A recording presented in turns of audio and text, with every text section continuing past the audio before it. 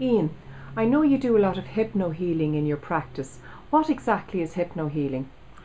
Years ago, I did a course with a medical doctor who had given up doing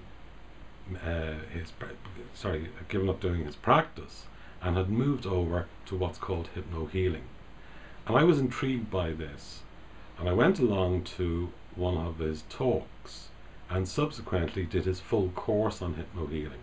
And what it is, people have a lot of ailments about themselves that can't be answered with ordinary medicine.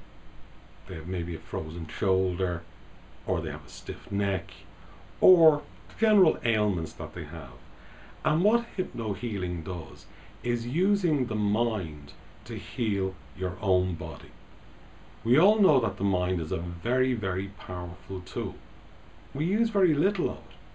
And with hypno healing, we use that little bit extra, where we can go into our own bodies and we can literally heal what the problem is, whether it's an ache or whether it's a problem of a frozen shoulder, as I say.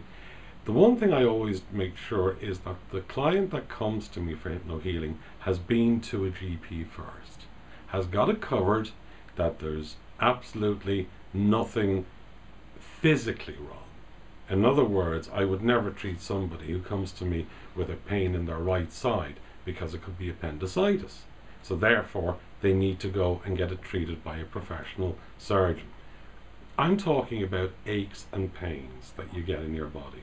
And with hypno healing, you can get your own mind to go in and heal various parts of the body through hypno healing. Through hypnosis, go into the subconscious mind. When you go into the subconscious mind, you get the subconscious to go to that part that's causing you a problem. Find out a colour that's on it, look at the colour that shouldn't be there, then put a colour on it that should be there. This is your own mind telling me the colour. So you, the client, would be telling me what colour should be there. By changing round the colour, then what you're doing is you're changing the way the problem is, and you may get a tingling or a little bit of warmth or a little bit of coolness, and that is your mind telling you this is the hypno healing taking place.